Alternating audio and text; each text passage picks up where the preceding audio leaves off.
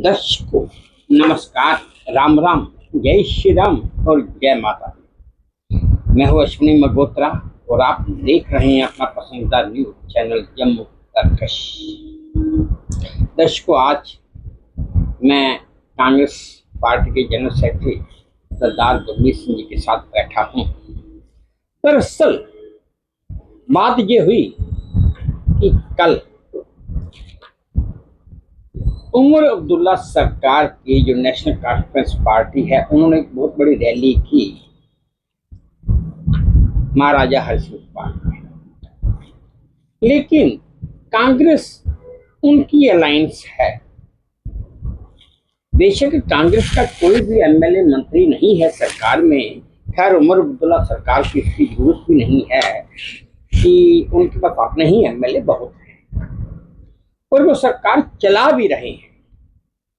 बेशक governor rule होने की वजह से उनके पास कुछ पावर्स कम हो, लेकिन वो काम करने की कोशिश कर रहे हैं। कल उनकी रैली थी स्टेटहुड के दर्जे के लिए, स्टेटहुड की मांग को लेकर। लेकिन कांग्रेस उनकी को अलायंस होने के बावजूद कांग्रेस का कोई भी नेता, चाहे करा साहब हो, चाहे भल्ला साहब हो, चाहे सानी हो, चाहे रविंद्र शर्मा जी हो, कोई भी हो, कोई भी वहां पर नहीं पहुंचा सिवाय सरदार गुरमीत सिंह के। क्या कांग्रेस में सिर्फ सरदार गुरमीत सिंह ही है, कोई और नहीं? मैं यही बात आज इनसे पूछना चाहता हूँ, गुरमीत सिंह जी से। ये इस बारे में कुछ ज्यादा रोशनी डालेंगे। एक नंबर दो, इसके साथ दूसरी बात है, खैर हर आदमी की अपनी सोच होती है। महाराजा हरि सिंह हमारे जम्मू कश्मीर रियासत के आखिरी शासक, आखिरी महाराजा थे, आखिरी शासक।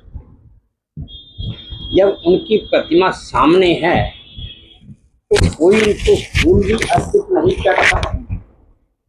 ऐसा क्यों? गुरमीत जी,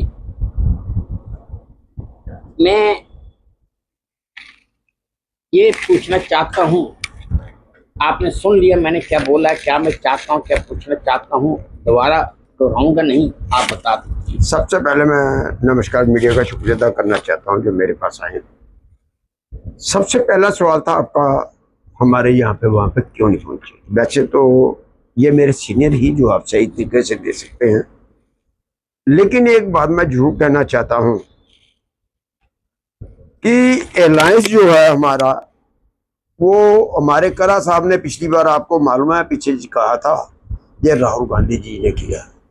नहीं, इस अलायंस के ऊपर एक बार वानी साहब ने भी सवाल उठाया था, खैर वो बात अलग हो गई।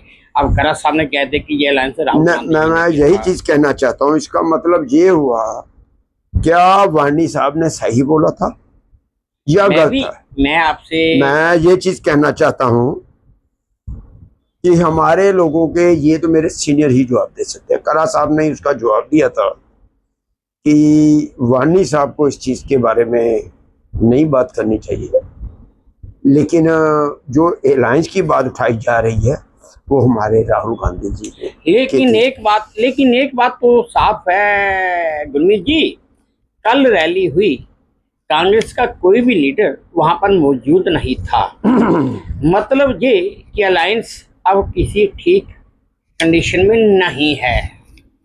मैं बिल्कुल आप ये चीज कहना चाहता हूं, क्योंकि मैं ये चाहता हूं, मैं सीनियर के ऊपर बात छोड़ना चाहता हूं, लेकिन ये चीज मैं जरूर कहना चाहूंगा कि क्या करा साहब ने जो पहले बोला था, क्या वो सही था या गलत? ये तो करा साहब ही बता सकते हैं। इसके बारे में मेरे सीनियर ही करा साहब जवाब दे सकते हैं, क्योंकि क्या जो कुछ हुआ, क्या करा साहब की पोजीशन इजाजत थी या नहीं? क्या राहुल गांधी जी को जानबूझ के ऐसा किया गया जो हमारा अलायंस था? एक मिनट, मैं जो राहुल गांधी जी ने करा साहब ने कहा कि वो अलायंस जो हमारे कि ना उसका, हमारे पुराने प्रेसिडेंट क्या नाम उसका, वानी साहब ने बात की थी। मैं ये चीज, मैं किसी की बात को दोहराना नहीं चाहता, लेकिन करा साहब ने ही सवाल उठाया था, लेकिन उसके लिए ये चीज मैं कहना आपकी बात चाहूंगा। मान लेता हूँ, सहमत हूँ आपकी बात से, समझ सकता हूँ। और लेकिन एक बात इस समय मीडिया जगत में एक बात तो फैली हुई है कि आपकी अपनी पार्टी के बंदों ने ही राहुल गांधी को गलत साबित किया है। ये आप मीडिया समझदार है, कल भी मीडिया बात कर रहा था। नहीं, तो मैं मेरा देखिए, मीडिया बात करेगा, हमारा काम है बात करना, बात बिल्कुल मतलब बात ठीक है। निकालना, जो हमारा काम है, आदत है हम लोगों की, पेशा है। मैं आदत भी नहीं कहूंगा, जो हम लोगों का पेशा है। लेकिन एक बात कल साबित हो गई कि आपका ये अलायंस है इस समय ठीक कंडीशन में नहीं है। दूसरा कि राहुल गांधी ने ये अलायंस गलत किया था। देखो ये आपकी सही है, क्योंकि मैं ये बात मेरे मुंह से अच्छी नहीं लगती, क्योंकि नहीं, मैं मेरे आपकी सीनियर ही देंगे। दूसरा सवाल जो आपका था फूलों का, वहां पे मैं गया था, आपने खुद ही देख दिया। नहीं, मैंने उसके बाद मैं आपको एक चीज बता देना चाहता हूँ, तस्वीर भी आई है कि आप फूल अर्पित कर रहे हैं, वो आई है मेरे पास भी। दूसरी मैं आपको बताना, RS पठानिया साहब को मैं कहना चाहता हूँ, जिन्होंने एक बार सुबह दिया इंटरव्यू, आज दिया या कल दिया बाद में, मैं उनसे एक चीज कहना चाहता हूँ, बीजेपी वालों से इसको पागल अस्पताल में भेज दिया जाए। मैं एक मिनट में सुन लीजिए पूरी बात। ठीक है, उन्होंने मीडिया के देखने से बात की है कि मीडिया से देखा भाई एनसी ने ये काम नहीं किया, उसने ये तो बोल दिया एनसी ने ये काम नहीं किया, पर ये क्यों नहीं बोला कि गुरमीत सिंह जी वहां पे और पुष्पमाला चढ़ाने गए थे। ये मतलब एक मिनट मैं ये चीज कहना चाहता हूं, इसका मतलब ये हुआ RS पठानिया साहब हमेशा झूठ का जो सच है उसे दबाते हैं और दूसरे ड्रामे आपस में लड़ाने का जो उल्टे काम बाहर निकालते हैं। अगर ये क्यों नहीं कहा कि गुरमीत सिंह वहां पे कांग्रेस का गया था, क्या आप क्यों नहीं जाते वहां पे? मैं पूछना, जब मैंने पिछले शुक्रवार का मेरे इंटरव्यू में कहा गया था कि 19 जो बीजेपी के बंदे हैं वो भी समर्थन करें स्टेट के लिए, आपके काम ही नहीं हो रहे। स्टेट तो सेंटर के हाथ में पावर है, आप हर चीज का उल्ट काम कर रहे हो। इसके लिए ये मैं कहना बात पे आ रहा हूँ।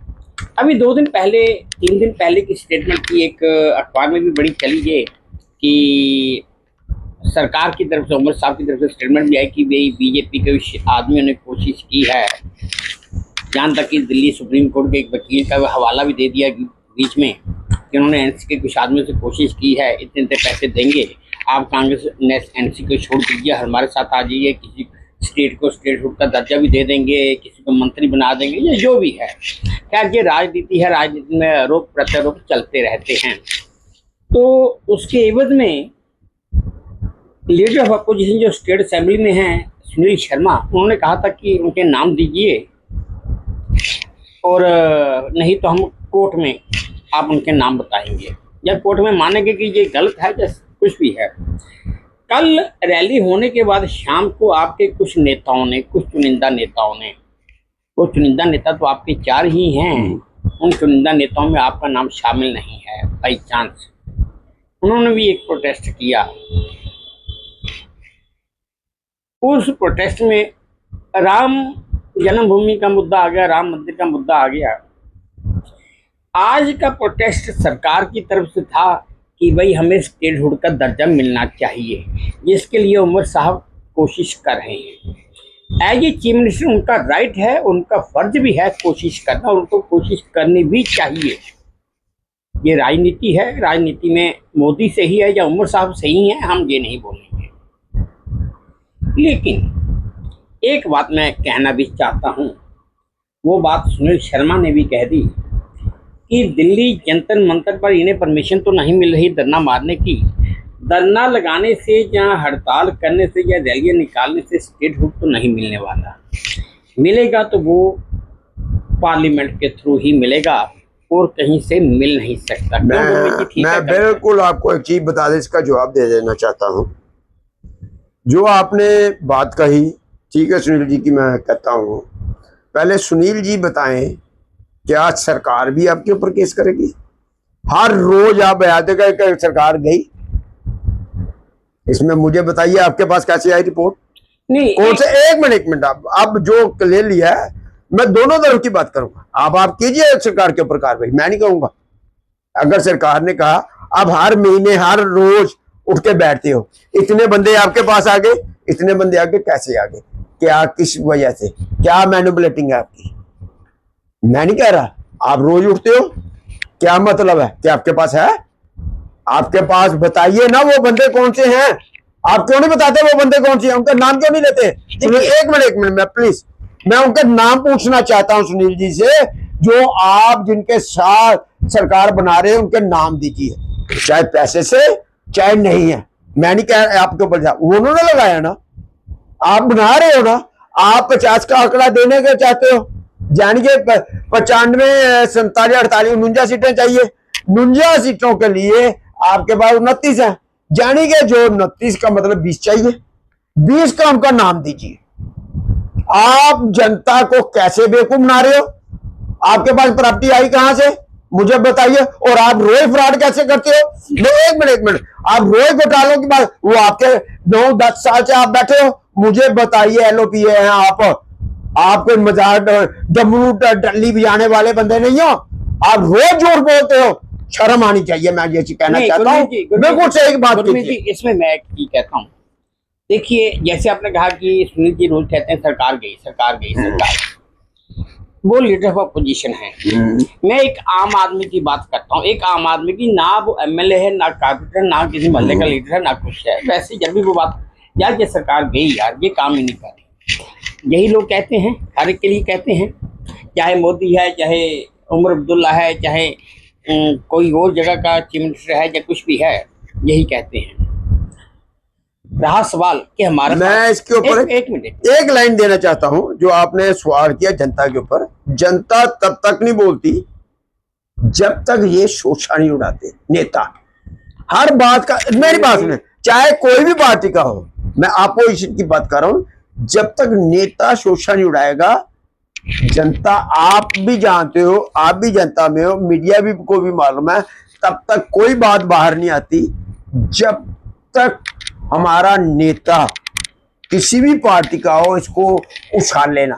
जब ये करता है, उसको दिमाग हमारे वाश करता है, उसको बेवकूफ बनाता है, फिर वो क्या होता है, वो सरकार में अपने बंदे ढूंढ देंगे, कौन है कौन, मतलब आपस में फ्रिक्शन डालेंगे। ये इन नेताओं का काम काज। नहीं, एक बात मैं और कहूंगा गुरमीत जी, एक बड़ी पुरानी फिल्म थी, अब खैर मुझे फिल्म का नाम भी याद नहीं है, लेकिन उसका एक बड़ा मशहूर गाना है, ये जनता है सब जानती है। बिल्कुल सही है। ये गाना आज से बड़ी देर पहले का बना हुआ है, आज का नहीं लिखा हुआ। नहीं, ये तो सबसे टॉप पे चल रहा है आज तक। एक नंबर 2, मैं एक चीज और कहना चाहूंगा गुरमीत जी, आपकी पार्टी की आज की तारीख में पोजीशन तो ये है, मैं जगह जगह घूमता हूँ, मैं वो नाम नहीं लूंगा किसी जगह का, क्या किसी बंदे का नाम नहीं लूंगा, अगर चाहो तो मैं नाम ले भी सकता हूँ, लेकिन आपकी पार्टी की पोजीशन दिन ब दिन खत्म ही हो रही है, बन नहीं रही है। अब कल की रैली से लोग, आम पब्लिक, आम जनता को कह रही है कि भाई इनके पास कोई लीडर है ही नहीं, कोई इनके पास कोई नेता है ही नहीं। अगर कल शाम को प्रोटेस्ट किया तो मैं आपको पूछता हूँ, आपने दीन ईमान से बता दीजिए, फिगर मैं भी दे देता हूँ, टोटल मैक्सिमम 25 या 26 आदमी थे वहां पर, यानी कि एक मोहल्ले के आदमी, ठीक है, उनमें से 4 तो आप लीडर थे, पीछे रह गया 22 आदमी। जो 4 लीडर थे उनके साथ भी 1-1, 2-2 आदमी गए थे।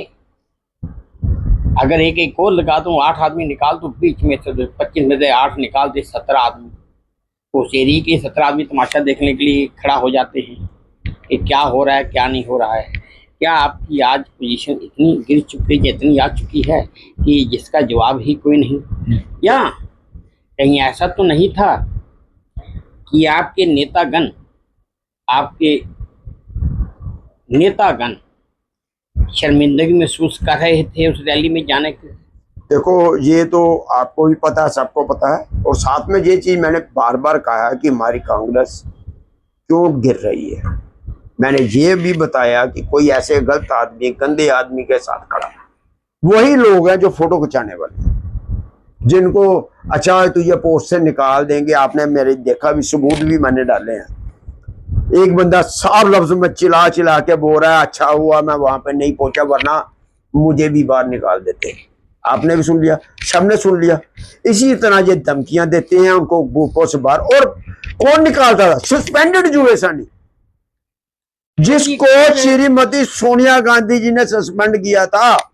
मैं पूछना चाहता हूं अपने सीनियर से, बल्ला साहब से, मुझे बताइए उसको डिस्ट्रिक्ट इंचार्ज कैसे बनाया? मैं एक बात जरूर आपकी कांग्रेस की कोर कमेटी है जो जम्मू कश्मीर की इकाई है उससे कहना चाहता हूँ। जैसे गुरमीत सिंह जी ने बहुत बार बताया कि योगेश सानी को सोनिया गांधी ने खुद स्वयं सस्पेंड किया था, उसे किसी ने आज तक बहाल नहीं किया। क्यों गुरमीत जी? बिल्कुल जी, तो हाई कोर्ट के ऑर्डर थे। अगर आप मैं ठीक बताता हूँ, अगर उसे आज तक बहाल नहीं किया तो अरविंदर शर्मा जी भी हैं आपकी कोर कमेटी में, रमन भल्ला जी भी हैं कोर कमेटी में, और करा साहब भी है कोर कमेटी में। अरविंदर शर्मा जी एक एक्स MLC रह चुके हैं, काफ़ी सीनियर लीडर हैं।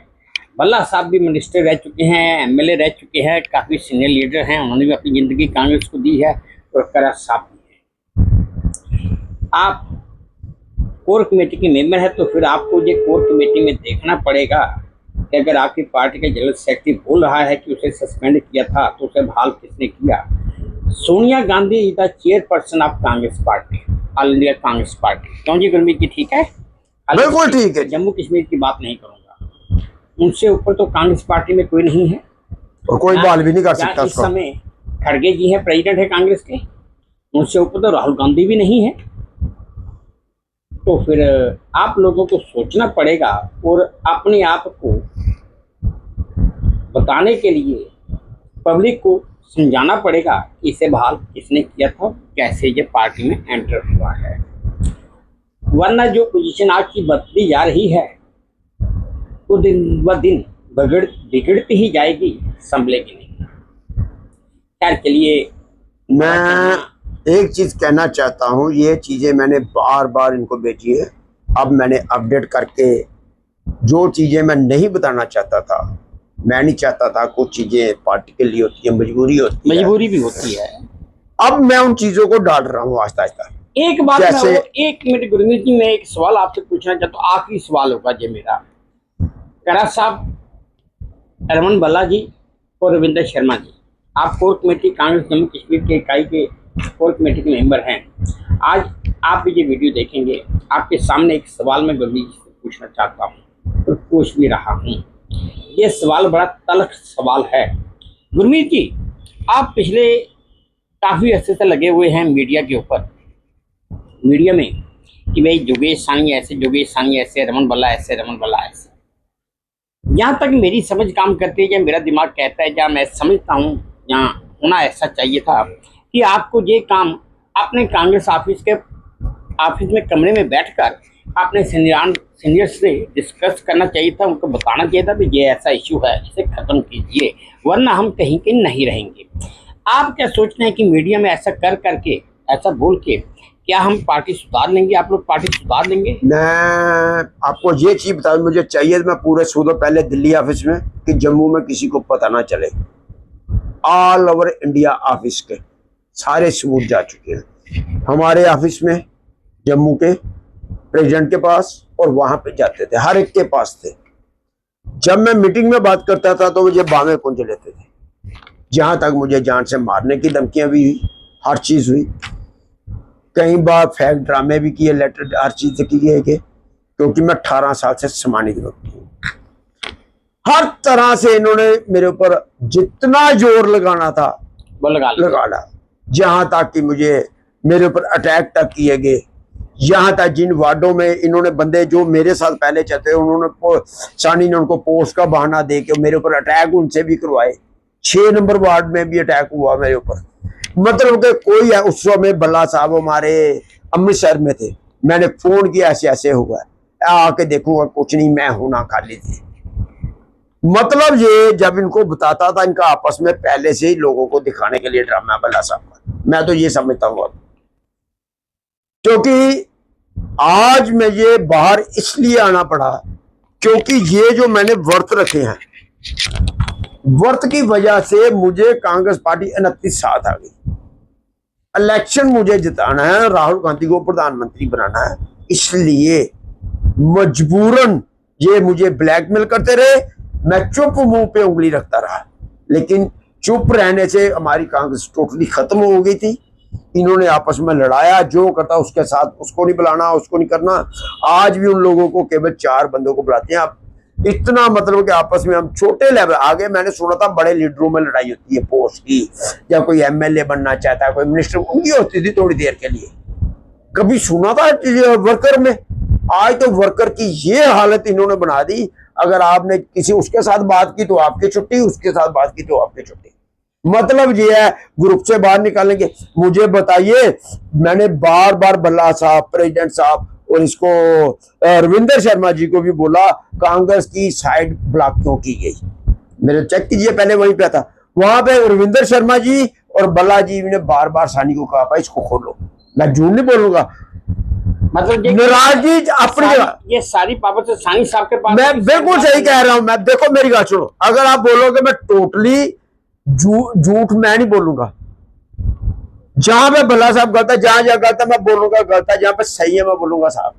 मीटिंग में भी बोला भल्ला साहब ने, इवन का रविंदर शर्मा जी में 2-3 बार, इसको कितनी बार बोला। रविंदर शर्मा जी के घर में थे, एक बार हम गए हुए, प्रोग्राम था उधर गांधीनगर, भल्ला गए उस तरफ गांधीनगर में, वो तो ऑफिस में था, जा क्या था वहां पे।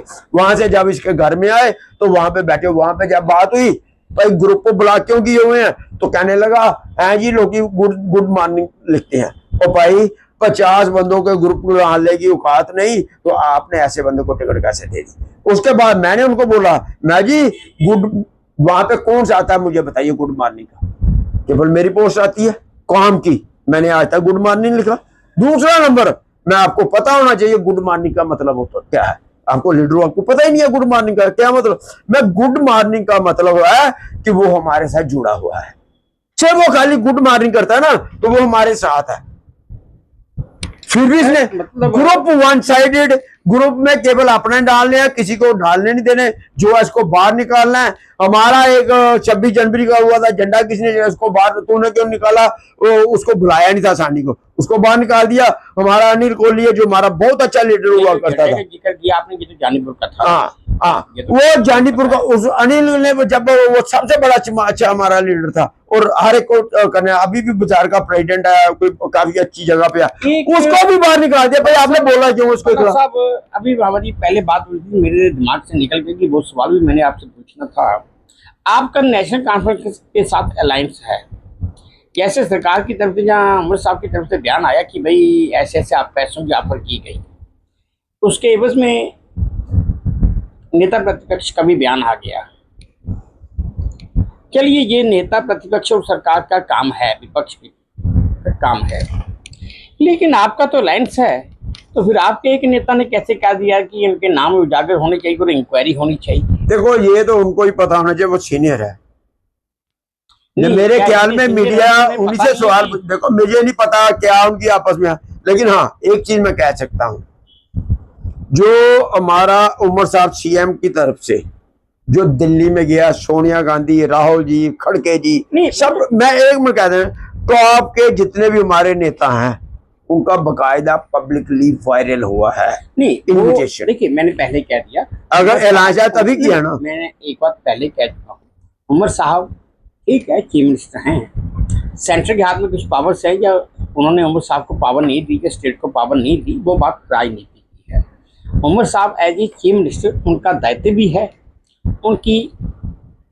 उनका कर्तव्य भी है, और उनकी एक ये मजबूरी भी कह सकते हैं कि उन्हें स्टेटहुड चाहिए ही चाहिए, और उनको ये स्टेटहुड हासिल करना भी है, तो जैसे मर्जी करे। ये उमर साहब ने देखना है कि अब उनको क्या करना होगा, बिल्कुल ठीक है, ये उनको देखना होगा। एक वक्त वो भी आएगा, अगर यही हाल चलता रहा तो आखिरकार अगर स्टेटहुड सरकार नहीं देगी, सेंटर नहीं लेगा, तो उमर साहब भी तंग पड़ जाएंगे। वो भी बोलेंगे यार बाढ़ में जाए ऐसी सरकार, यार मैं किसी को कुछ हिला नहीं सकता, मैं कुछ काम नहीं मैं कोई कर सकता, नाम का मंत्री थोड़ी मैंने मर के बैठना है, वो तो डमी पोस्ट होगी ना। वो तो उमर साहब भी नहीं चाहेंगे, पढ़े लिखे आदमी हैं, सेंटर में मिनिस्टर रह चुके हैं, ऐसी बात नहीं। वो उमर साहब ने देखना है कि उन्हें स्टेटहुड लेना है, कैसे लेना है। हाँ, स्टेटहुड के लिए जो जो उनको करना पड़ेगा वो करेंगे। मैं आपको इसी बात का देखकर 2019 से कांग्रेस हमेशा साथ रही। उमर जी का एक बहुत अच्छी चीज, लेकिन कल के एक बयान से ये लगता है कि कांग्रेस, मैं आपको उसका भी देता, ठीक है आपकी बात, वो मेरे सीनियर देखे, लेकिन एक चीज मैं एलओपी सुनील जी से बात करना चाहता हूँ। आप कहते हो वहां पे दिल्ली जाओ जहां मर्जी मिलेगी, नहीं तो फिर कहाँ पे जाना है? एक मिनट बताइए कहाँ पे जाएगा? नहीं एक मिनट, हमारा प्रधानमंत्री है ना, हमने एक मिनट सवाल पूरा होने दीजिए। एक मिनट मैं आपको बताता हूँ। देखिए, सुनील शर्मा ने जो बयान दिया उसका बयान बिल्कुल पूरी पॉइंट राइट है। पहली बात, उमर अब्दुल्ला जी जनता मंत्र पे धरना लगाने की बात कर रहे हैं। उमर अब्दुल्ला जी का पॉइंट बिल्कुल राइट है, टू दी पॉइंट 101%। क्या मैं 1001% कहता हूँ, वो बिल्कुल ठीक है। जब तक वो प्रोटेस्ट नहीं करेंगे सरकार की आंखें नहीं खुलेंगी। ठीक है ना? मेरे आपके साथ कोई पर्सनल दुश्मनी नहीं है, वैचारिक मतभेद हो सकते हैं, सभी के होते हैं, भाइयों के होते हैं, बेटा बाप बेटे के होते हैं। लेकिन अगर उमर अब्दुल्ला ने स्टेटहुड लेनी है तो उनको प्रोटेस्ट करना पड़ेगा। बिल्कुल, ठीक है, नेता मैं वही कह दिया, मैं वही चीज मैं सुन लीजिए, वो वहां पे नहीं मिलेगा, वो असेंबली में। मैं आपको चीज कहना चाहता हूँ। ये बोल रहा है, पहले कहता है ये हमारी सरकार बनाओ फिर हम दे देंगे। एक मिनट सुन लीजिए आप पूरी बात। इसका मतलब ये हुआ कि बाकी कंट्री का ट्रंप के पास जाना पड़ेगा। मैं एक मिनट सुन लीजिए। बोलिए आप। निप्पल तो मोदी जी ट्रंप जी के पास लेके बैठ जाते हैं, पर्ची और निप्पल लेके। मैं एक मिनट, गुरमीत जी, प्रधानमंत्री को हमारे देश की सुननी चाहिए। सबका प्रधानमंत्री है, गुरमीत जी एक बात उसको सुननी चाहिए। गुरमीत जी एक बात मैं आज मैं आपसे पहली बार कहता हूँ, प्रधानमंत्री पूरे देश का प्रधानमंत्री। बिल्कुल मेरा सबका है। तमिलनाडु में अन्ना डीएमके की सरकार है, चाहे बीजेपी की सरकार है, चाहे दिल्ली में रेखा की सरकार है, चाहे किसी जगह किसी और की सरकार है, पंजाब में मान की सरकार है, जम्मू कश्मीर में उमर जी की सरकार है। ठीक है, प्रधानमंत्री सबका है, प्रधानमंत्री सबका है। पहली बात तो फिर किसका? एक मिनट आप मेरी बात पूरी होने दीजिए। आपकी पार्टी की मैं खास करके बात करूंगा, आपकी कांग्रेस पार्टी के कुछ नेताओं, नहीं कहूंगा मैं, सभी नेताओं जो ऊपर टॉप में बैठे हैं, जयराम रमेश हैं, पवन खेड़ा जी हैं, खड़गे साहब हैं, राहुल गांधी हैं, या और भी हैं जो भी हैं, कोई चीज आए उसको नेगेटिव पॉइंट पे देखते हैं। अगर मैं ये सवाल पूछूं कि किसी टाइम अगर ये बात हुई, अगर उस समय कांग्रेस की सरकार थी तो अमेरिका या रूस ने या किसी ने कोई बात बोली तो भाई आपने वो बात कहना मान के की थी, ऐसा नहीं होता है। आपका परिवार है, आपने चलाना है। ये देश है, भारत देश है, मोदी का परिवार है, मोदी ने चलाना है, कैसे चलाना है। हमारे में एक कहावत और भी है, एक चुप सो सुख। मैं वही चीज का जवाब दे रहा हूं, मेरी बात को आपने पूरी होने नहीं दी। ये सुनील होता कौन है? जब हमारे देश का प्रधानमंत्री वो है, नरेंद्र मोदी है, तो ये कौन होता है बीच में बात करने वाला? वो बात करे, सुनो मेरी बात सुनो। आपके पास आपके बच्चे आपके पास आते हैं जब किसी और के पास जाते हैं? नहीं, वो तो मेरे जब कोई गली मोहल्ले वाला बात करेगा वो तो मेरे पास ही आएंगे। आपके पास। तो ये कौन है? ये कौन है? सुनील कौन है? अब मेरी बात सुनो, आप जा रहे हैं अपने पापा के पास जा रहे हैं ना। प्रधानमंत्री माँ बाप ने माँ बाप के बराबर होता है ना, तो ये कौन होता है? ये मेरी बात सुनिए, इसका मतलब इसके पापा कौन है? ट्रंप। अगर मैं मुझे दादे के पास जाना पड़ेगा? नहीं, मेरी बात सुनो। मैं सुनील की हैसियत से बात कर रहा हूं। मैं सुनील जो बातें कर रहा है, देश को गलत गाइड कर रहा है, जनता को गलत गाइड कर रहा है। हमारा काम है प्रधानमंत्री के पास जाकर। अगर आप ये बोलेंगे कि सुनील देश को गलत गाइड कर रहा है, मैं आपसे एक सवाल आज पूछता हूँ, पूरे दीन ईमान के साथ अपने धर्म को साक्षी मानकर सच बोलिएगा, आज तक दुनिया के किस नेता ने किसी को सही गाइड किया है? आगे बात मेरी बात का जवाब हो गया। नहीं मेरी बात का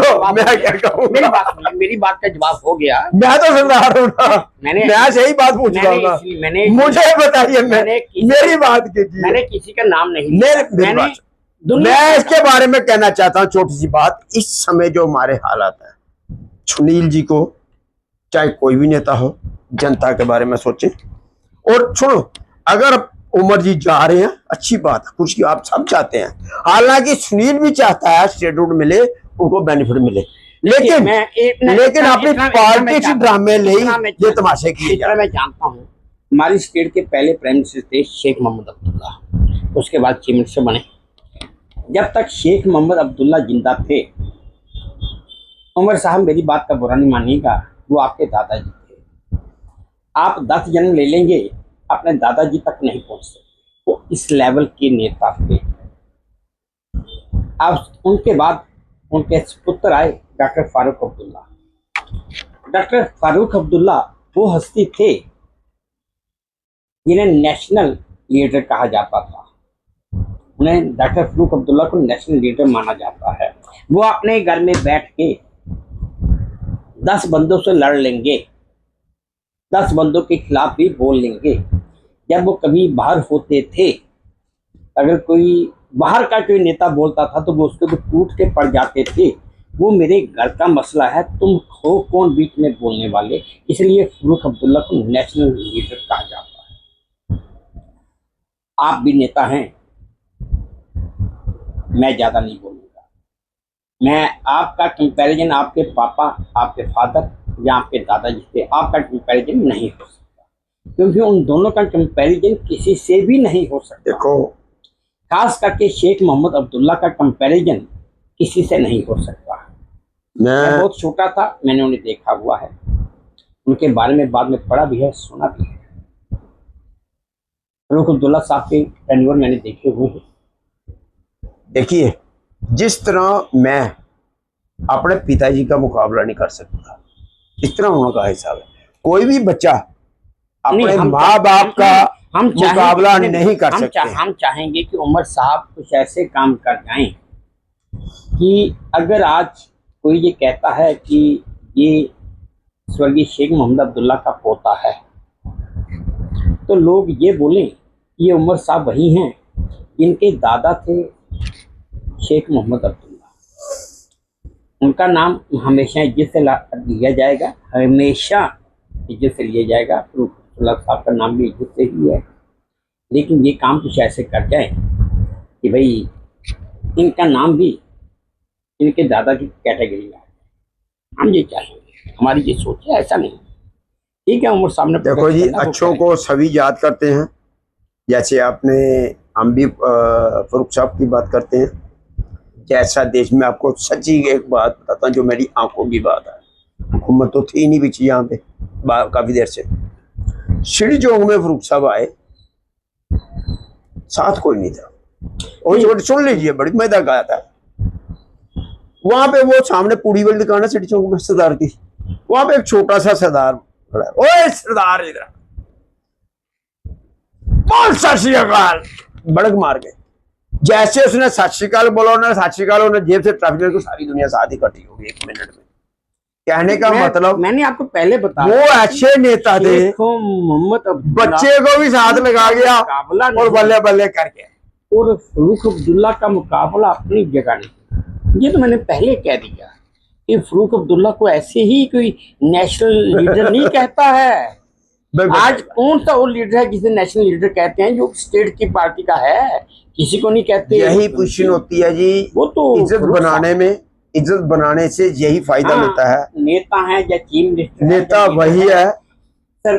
पब्लिक के लिए हर काम तो किया नहीं जा सकता। कई जगह पे आप पब्लिक की नजर में गलत रहेंगे ही रहेंगे, चाहे जो मर्जी हो जाए। आप जितना मर्जी दिन रात एक कर लीजिए, पब्लिक की नजर, हर आदमी किसी दूसरे की नजर में सोना। देखो जी, हर एक, मैं छोटी सी बात कहना चाहता हूँ, हर इंसान की नजर में नेता की अच्छी बन सकती है। जब नेता आता है उसको सत श्री अकाल, नमस्ते, या हमारा ऑफिस है, उसके पानी पूछ लेंगे, थोड़ी इज्जत देंगे, तो उससे बड़ा कुछ फर्क पड़ता है। एक चीज और गुरमीत जी, आपके माध्यम से, आप भी सामने बैठे हैं, आपकी कोर कमेटी से एक प्रार्थना कर देते हैं। वैसे मैंने नहीं करनी चाहिए, आपसे कुछ प्यार मेरा बड़ा ज़्यादा है, शायद इसलिए मैं कर रहा हूँ या बोल रहा हूँ। बाकी आपकी कोर कमेटी देखे कि संभालना किसे है और कैसे संभाला जाए। इससे ज़्यादा मैं कुछ नहीं कहूँगा। कल के जो इंसिडेंट होने थे वो हो चुके, वो दोबारा नहीं होने वाले, क्योंकि वो कल का वक्त दोबारा नहीं आएगा। बिल्कुल सही बात। कल के इंसिडेंट ने ये साबित कर दिया कि कांग्रेस का अलायंस एनसीपी के साथ नहीं है। पहली बात, कांग्रेस का अलायंस नेशनल कॉन्फ्रेंस के साथ राहुल गांधी ने किया था, पीछे वानी साहब ने बोला था, कल करन साहब ने साबित कर दिया कि गलत किया है।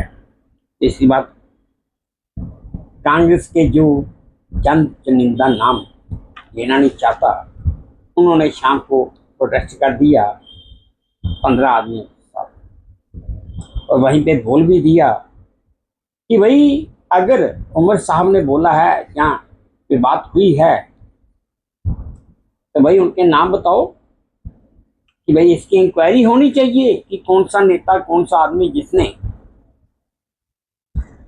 बीजेपी के उस नेता के लिए पूछा गया कि भाई वो नेशनल कॉन्फ्रेंस के नेताओं को खरीदना चाहता है, जो उन्हें ऑफर दे रहा है, तो कौन सा आदमी है, उसका नाम बताइए।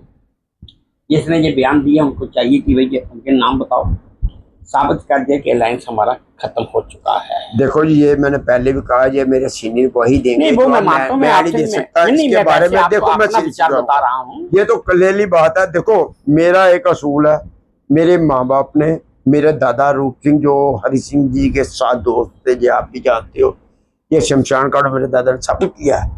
मेरे माँ प्यो, मेरे दादा दादी, मेरे गुरुओं ने ऐसे संस्कार दिए हैं कि मैं उन संस्कारों से बाहर जा ही नहीं सकता। नहीं मैं वो आपकी मानता, मैं आपसे नहीं कह रहा हूँ, मैं जा ही नहीं सकता। मेरे सीनियर हैं। मैंने परसों मैं एक चीज और कहना चाहता हूँ, जो मेरा फ्राइडे को मेरा जो इंटरव्यू हुआ था, उसमें भी साहब जब मेरे मीडिया से पूछा तो भाई आप ये चीज बता, मैं मेरे सीनियर ही दे सकते हैं, आज तक मुझे बता दीजिए। हाँ, जो मर्जी हम करते रहे वो हमारा मुद्दा है। जब घर में कहा कि मेरे बाप बेटा भी है, जब नहीं होता तो उसको बात ठीक करने के लिए आना पड़ता है, वो अलग चीज है।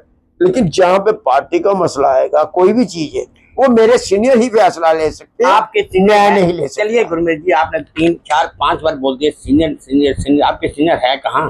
कौन सा सीनियर है मुझे ये भी बता। नहीं वो जो भी करा साहब ले, दिल्ली से ले, करा साहब है, जो आपके सीनियर्स हैं वो किसी न्यूज में नजर तो आ नहीं रहे किसी को भी, पूरे जम्मू कश्मीर को नजर नहीं आ रहे, तो मुझे तो नजर आ नहीं। मैं अब इसके बारे में देखो, ये तो दिल्ली वालों को सोचना है सारा कुछ। ये थे दर्शक गुरमीत सिंह जी, मेरे दिल में कल से सवाल पैदा हुआ था कि कांग्रेस कहाँ है।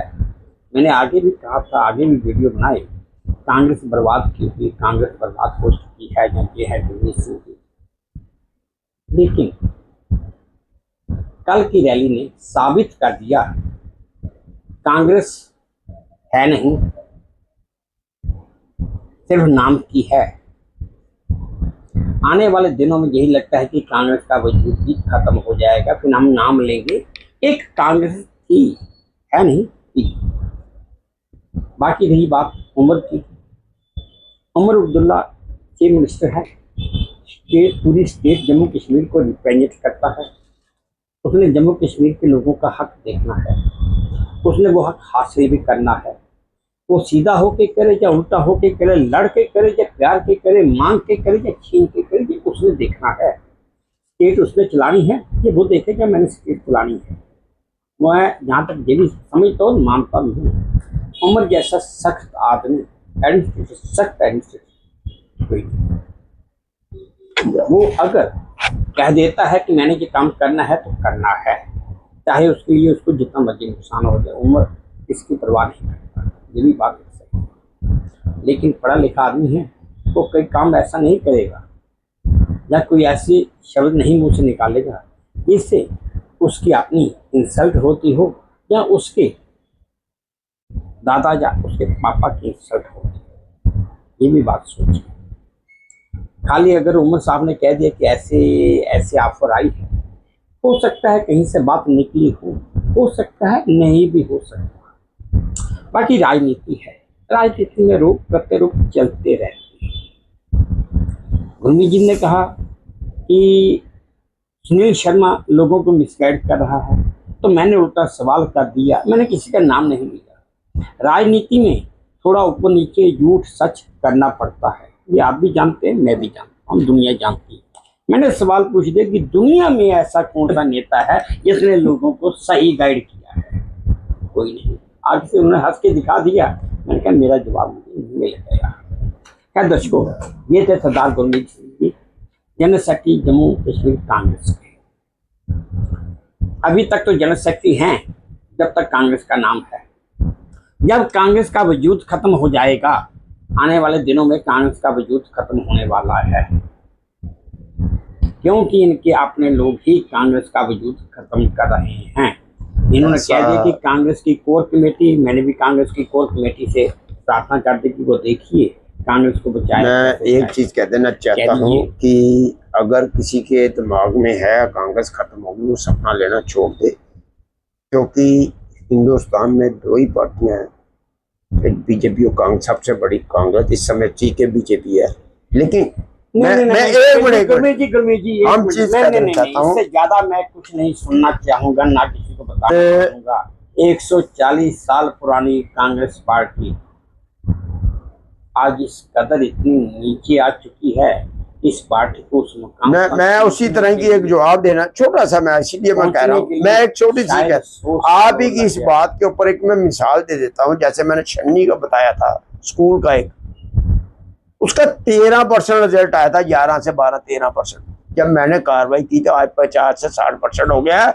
इसी तरह मैंने क्या बोला, एक बंदे को साली, एक बंदे से पूरी कांग्रेस मत बर्बाद करो, ट्राई मारने में फर्क तो मैंने जनाब, तो मैंने इसलिए कह दिया कांग्रेस खड़ी हो जाएगी। कोर कमेटी को तो यही बोला कि आपकी कोर कमेटी की जो मेंबर कांग्रेस नहीं गिरी है कि किसको बनाना है, मैंने यही कहा। जितना स्कूल नहीं गिरा, स्कूल भी लोग कहते थे बड़े बंद हो गए, जब कार्रवाई किसी ने की बंद हो गए बहुत ज्यादा स्कूल, 93,000 इसी तरह स्कूल बंद हुए हैं। जब मेरी यहाँ पे कार्रवाई होने के बाद सारे स्कूल खड़े होना शुरू हो गए। टीचरों के ऊपर डंडा लग, एक मिनट, टीचरों के ऊपर डंडा लग गया, भाई अब तनख्वाह मुफ्त नहीं मिलेगी उनको। जब ये इंक्रीमेंट रुके, वो ठीक हो गया, फर्क पड़ा है। इसी तरह जब हम डंडा रखेगी, जब हमारा राहुल गांधी जब डंडा रखेगा सही तरीके से, तो दोबारा कांग्रेस वहीं भी आएगी जो पहले हुआ करती थी।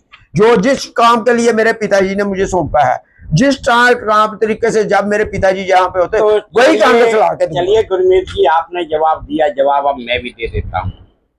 मेरा भी जवाब सुन लीजिएगा, जवाब कुछ कड़वा है। इस समय कांग्रेस बीमार है और ये बीमार होती जा रही है। इसका इलाज कोई डॉक्टर नहीं कर पा रहा, सारे डॉक्टर फेल हो चुके हैं और ये बीमारी इस कदर बढ़ती जा रही है कि आखिरकार वो भी दिन आने वाला है कि जब ये कांग्रेस बैठी होगी तो इसको खड़ा होने के लिए दूसरों का सहारा लेना पड़ेगा और इनको सहारा देने वाला भी कोई नहीं होगा। उस समय अगर आप बोलेंगे कि सब कुछ ठीक हो गया, उठ भाई, तो उठने की ताकत नहीं होगी। खैर, मैंने जवाब दे दिया आपको। दर्शकों, पुरानी कहावत है, बात निकली है तो दूर तलक जाएगी। जाहिर है जब बात निकलती है, अगर कहीं से धुआं निकलता है तो आग तो कहीं ना कहीं पे लगी होती है, बगैर आग के धुआं नहीं निकलता। या फिर अगर आपने कहीं आसमान में धूल भरी आंधी या धुआं ही देख लिया है तो आपको लगता है कि कहीं आग लगी है।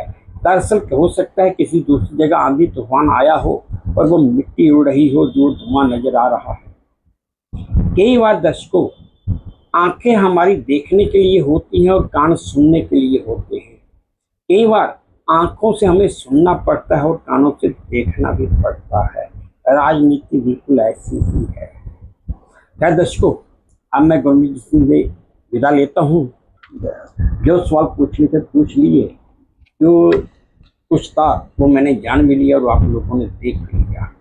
उम्मीद करता हूँ दर्शकों कि आपको मेरा ये आपके इंटरव्यू गुरमीत सिंह का पसंद आया होगा। अगर पसंद आया है तो मेरी वही प्रार्थना, प्लीज़ मेरे चैनल को लाइक कर दीजिए, शेयर कर दीजिए और सब्सक्राइब भी कर दीजिएगा। धन्यवाद।